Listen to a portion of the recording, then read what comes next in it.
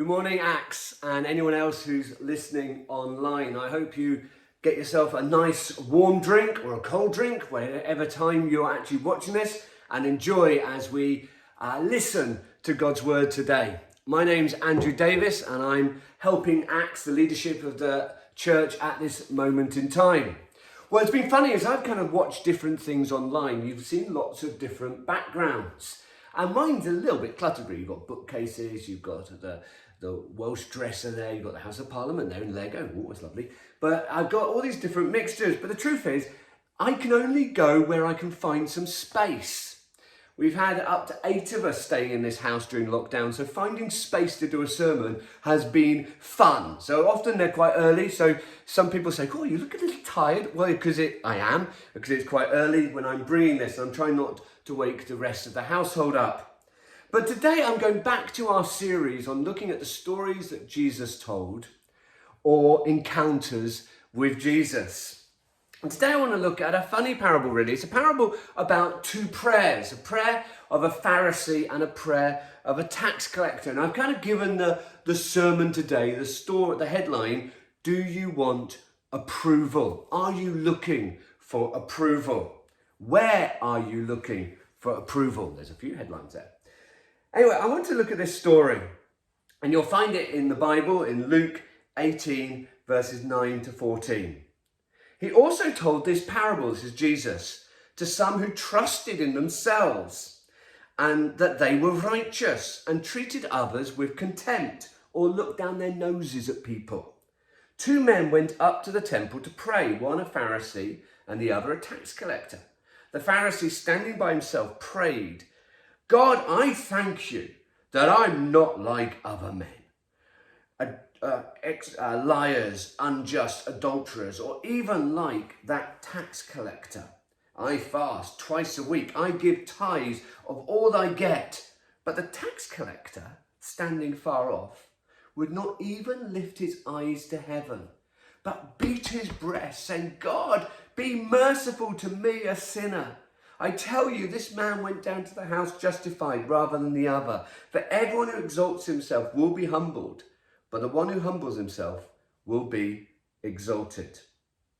I don't know if you've ever been to a prayer meeting. I don't know if you pray or if you find prayer easy or not. I don't know how you understand prayer. Simply, prayer is speaking to God, but sometimes prayer meetings can be quite funny. I remember one in a church that I grew up in, and I remember must have been about 10 or 11, and at the end of a prayer meeting, suddenly this old lady prayed out, Father, I bring you Tom's leg tonight. It's been on my heart all night, which just left you with some interesting images. Or I remember another prayer meeting when I was a bit naughty really, but there was a man who used to pray. And whenever he prayed, he would start, it was like revving up a motorbike. He'd start going,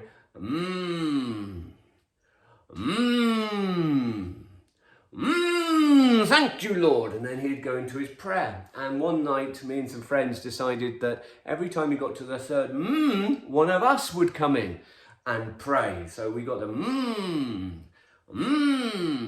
and we say, Lord, thank you. It's so good that we can come and pray today. And then he'd see him and he'd go, and someone else would come in. And it was quite fun for a while, but eventually we got told off. But prayers can be funny, but prayers can also be very, very revealing. It can reveal what's going on inside. And what I want to look at today is what is going on inside with these 2 men. And is it more than actually what you could look at it in a very simplistic way? So you could look at it and say, well, Jesus is saying something about good prayers and bad prayers. You could say in a nutshell, you could look at this parable and see that Jesus is saying the self-righteous prayer, not good, not acceptable to God, but the broken prayer, acceptable to God. You could look at it, but I think Jesus is saying much more about God's approval and how we earn approval. In verse 9, we see that this is directed to people who are a bit confident of their own self-righteousness, who are looking down their noses at those around, who are kind of full of themselves. And Jesus is wanting to say something to these people who are overconfident in their self-righteousness. And I dare say, as I've looked at this, I've thought, I can look, well, that's other people. And then realize, actually, some of these things might apply even to me, which means it applies to us all. In fact, I think it's a common thing that we can do. We can look at our own righteousness, we can look at our own achievement and find our approval in who we are.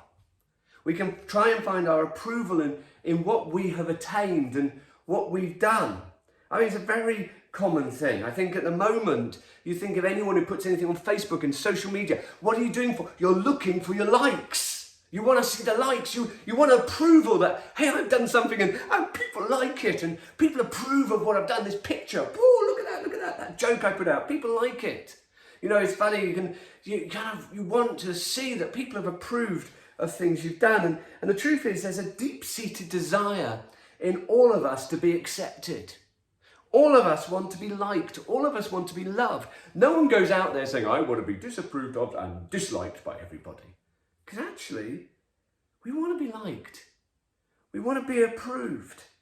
This Pharisee that we see in this parable is desperate to be approved.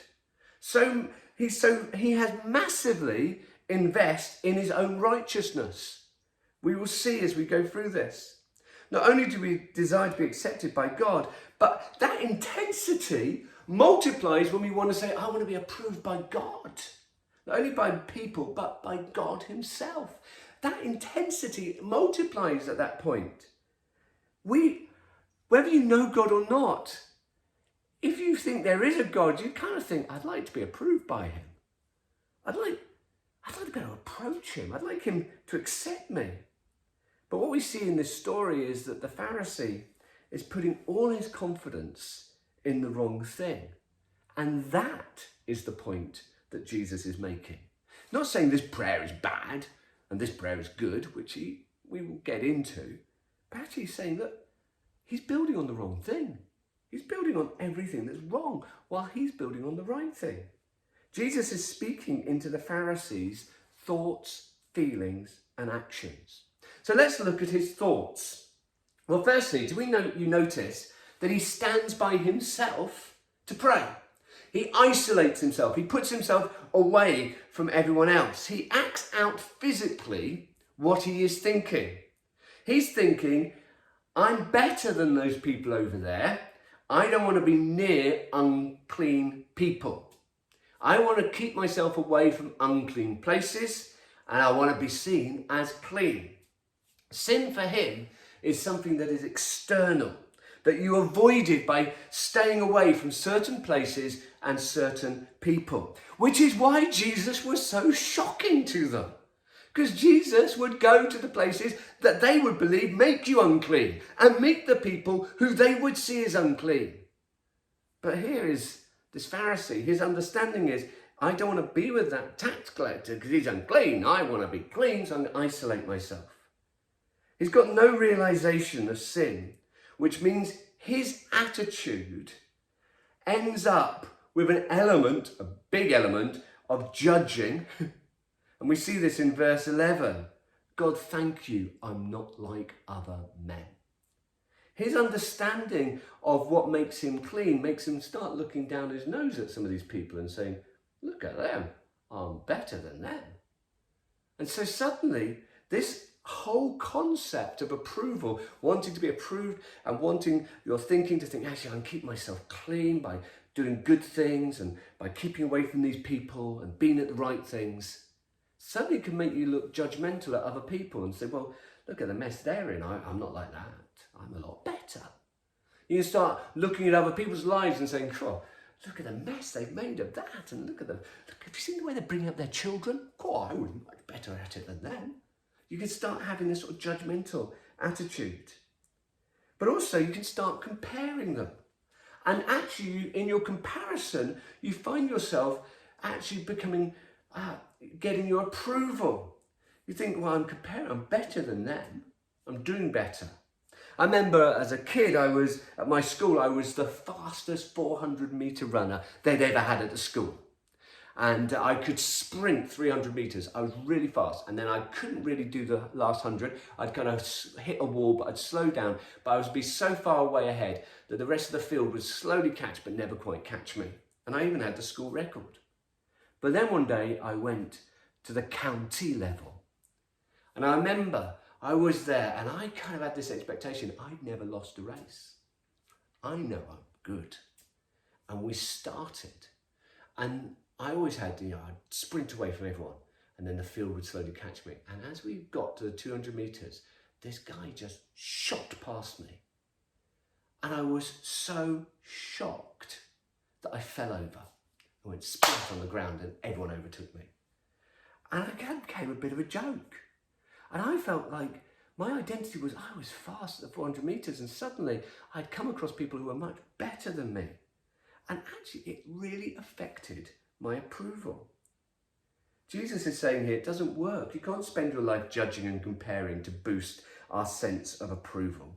We simply end up despising some because we judge them, or trying to impress others because we're comparing ourselves to them. We're trying to fit in, we're trying to look good.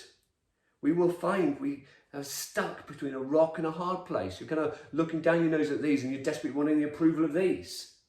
And you can't win. Also, do you see the feelings of the Pharisee? His feelings. You know, I think it's true so often many of us maybe look at ourselves in the mirror and we don't like ourselves sometimes. And we want approval from the outside to help our inner feelings feel better. So we act in the outside to feel good in the inside. We do things outside to try and make us feel a bit better in the inside. The Pharisee was an expert at feeling this lack of internally, but presented a better image of himself to God. He's looking around saying, I don't steal, I'm not an adulterer, I'm good. His feelings are, actually, I'm doing all right. I must be a good person. Look at me. I'm great. I don't steal. This makes me feel better. Even we see that he fasts twice a week. That wasn't even required by the law. He's kind of going beyond the expectation. It makes him feel better. Look at what I can do. My feelings, I don't really feel the approval internally. So outwardly, I'm going to do stuff to get approval. And surely I get this approval by doing this. If you're not filled with approval in your heart, if you're not saturated by God's acceptance, you take ordinary things and give them that significance that's way beyond what they should have because it brings reassurance that you are okay. The things that happen externally and what people approve of to you externally makes you think, well, maybe I'm all right. So we do things. We give to charity. Not saying that's a bad thing. We give our time and effort to doing good works. Not saying that's a bad thing. But if you're doing it so that you get approval, so you do it and people say, oh, that was superb. Thank you so much for what you've done. But if you do it and no one even seems to notice it, you kind of come back thinking, hold on, why did I do it? I remember one time I'd done some work in America and they'd given me a gift. And I went, that's the coffee machine switching off from my coffee, just it'll go on a little bit. I went and got this little gift. It was some dollars, and I went down to the post office, and there was a really grumpy man in the post office, really, really grumpy. And I gave him the dollars, and he gave me the pounds back. And I got it back in the car, started counting the pounds, and realised he'd done the exchange rate the wrong way. So I'd actually done really well out of this. So I went back in, and as I come to the counter, this guy looks at me and goes, "What are you here? Have I made a mistake? Have I underpaid you?" I said, no, actually, you've overpaid me. And he kind of looked at it and said, "Oh, sorry," swapped it back and left it. I remember walking out and thinking, he didn't even say thank you, really. And, I was kind of hoping there was a secret camera and suddenly look at the honesty of this man, but no one saw, but God did. But if your approval was, I wanted someone to say, well done, that was good, I like your honesty. Actually, you're doing it for the wrong things. We do stupid things to get approval. I might shock you, I used to have hair. And as a teenager, I used to have these blonde, dangly bits, like these braids used to come down. I thought I looked really cool. And Whenever I say haircut, I always wanted people to say, oh, that looks good. You kind of did it for approval. And you look stupid when I look back at pictures now. But at the time, I thought I looked really, really cool. You know, there's the lie of our society that says, believe in yourself. You know, those adverts that keep saying these great things, you know, look for the hero inside yourself. Take control, trust yourself. The trouble is, many of us don't really trust ourselves. Many of us don't even really approve of ourselves. And so actually you find yourself, well, does anyone want me? So you do stupid things to get approval. And then you see his actions. Look at him, he says, thank you, I'm not like these other men. He's bought his righteousness by his action. It's like a power play with God. What he's done is saying, God, look, I am so much better than everyone else. Look at what I have done for you. I've done this. I fasted twice a week. I give a tenth of my money. I've given this time. I've done this. I've done this. Look at all the things I do for the church. Look at this. I have done so much. I must be righteous. The trouble is, you try and make yourself a debtor to God. God becomes your debtor, I mean. So you're always saying, God, you owe me. And you only realise you think like this is when you start to struggle. When you go through a difficult time, when suddenly things aren't going right, you find yourself praying things like this, saying, God, this isn't fair. I've been a faithful servant to you. I've done this. I've been like this for you. This doesn't seem right. And you realise, actually, I've been making God my debtor. Well, I can't. My approval isn't by what I've achieved. My approval has to be something different. See, if it is true that our actions get God's approval, then the Pharisee would be the hero in this story. But he's not. Because that's not the way we get approval. So we've got the Pharisee whose thinking, feelings, and his actions are all wanting approval of his own righteousness. And Jesus says that doesn't work. But there is one way that does work. And we see the tax collector. He's broken. He doesn't even lift his head. He's ashamed. And it takes guts to admit it. But he says, God, I need your mercy. Mercy is a funny word. It's an old-fashioned word, really, but literally means I need atonement for my sin. I need atonement for my sin.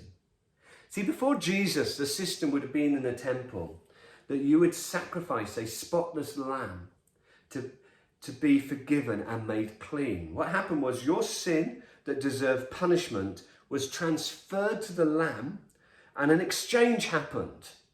So the lamb died and you lived. The lamb was punished and you were forgiven. It was a pictorial image of what was to come. And then we see what happens with Jesus. We see then that Jesus comes as the perfect spotless lamb and he dies on the cross and he takes all the sin of the world on him, and there's this substitution takes place. This wonderful substitution. The guilt and punishment that was rightly ours is on him, and we can receive acceptance and forgiveness. See, Jesus understands in this story it's a tax collector who goes home justified, because eventually it's Jesus who becomes the sacrifice that cleanses him on the cross. And that is how you get God's approval. He turns up and says, God, I am nothing, but you are everything. Please forgive me. I've blown it. And this is how you get your incredible approval from God. Our guilt for his forgiveness. Only way we can get his approval that we long for. We don't need to go looking for it elsewhere because we can find it totally in God. By trusting in Jesus like the tax collector, we know all that Jesus has given to us. We are no longer looking to impress God or others because Jesus has done it. And that is the great message. And actually, when you look and you look at your own life, sometimes you realize, I am looking for approval. I am looking for people to say, well done. And it is nice to be encouraged, and it is nice to have good feedback. But actually, ultimately, my feedback is this: I'm approved by God. And today, if you're watching this and you don't know that approval, but you do know, actually, sometimes I don't really like myself, and yeah, I do want people to like me, and yeah, I do. Actually, I would love to know that security of just knowing I'm loved and approved by the King of Kings, the Lord of Lords, the Creator of heaven and earth. Then can I encourage you? Do the prayer of the tax collector. God, please forgive me. And if, as I've gone through this, any of you who know Jesus and have received his approval, but you realise, actually, I still struggle with this whole element of wanting to be approved by others, then just come to him today. Say, God, please forgive me. Please meet me so I can continue to receive the approval of heaven. And then it says the grace of God teaches us to say no to all unrighteousness. When we get filled with the Holy Spirit, when we encounter God, we become more Christ-like and live to bring pleasure to our God as we receive his approval. Bless you all. Thank you. Bye.